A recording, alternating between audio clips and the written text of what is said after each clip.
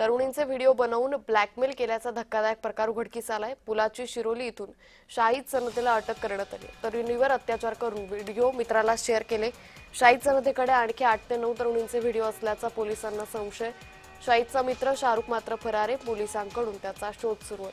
शिरोली गावामध्ये घडलेल्या अश्लील कृत्याचा विरोध करण्यासाठी शिरोली गावकरी एकवटलेत आणि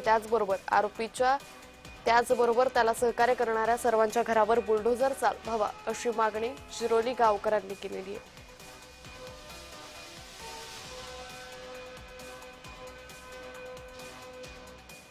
शिरोलीमध्ये घडलेल्या लव्ह जिहादच्या प्रकरणाविरोधात आता शिरोली गावामध्ये बंद पुकारण्यात आला आहे। आपल्याबरोबर बोलण्यासाठी माजी सरपंच आहेत। काय सांगाल की आता त्या मुलावर काय कारवाई व्हावी? माझं तर असं मत आहे की या ज्या मुस्लिम समाजाच्या मुलग्यानं जे कृत्य केलंय लव्ह जिहादचं, तर ह्याला मी माजी सरपंच म्हणून ह्याच्या घरावरती डोजर चालवावा असं मागणी मी या ठिकाणी करतोय। आणि वेळ पडली तर ते सकल हिंदू मराठा समाज त्या करेल।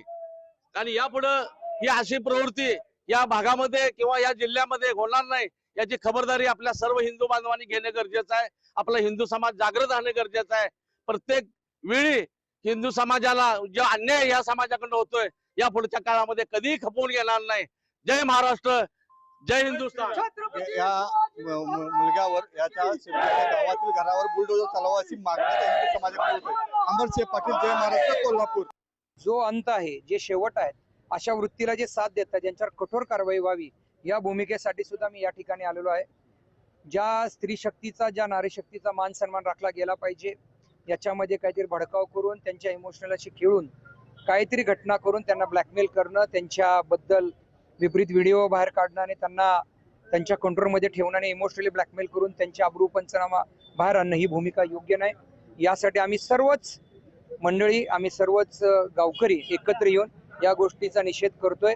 आणि याच्यामध्ये SIT स्थापन करण्यासंदर्भात माननीय मुख्यमंत्री महोदयांची मी स्वतः भेट घेणार आहे आणि भेट घेऊन याचा निषेध आम्ही सर्वच मंडळी या घटनेचा निषेध आम्ही व्यक्त करत आहोत।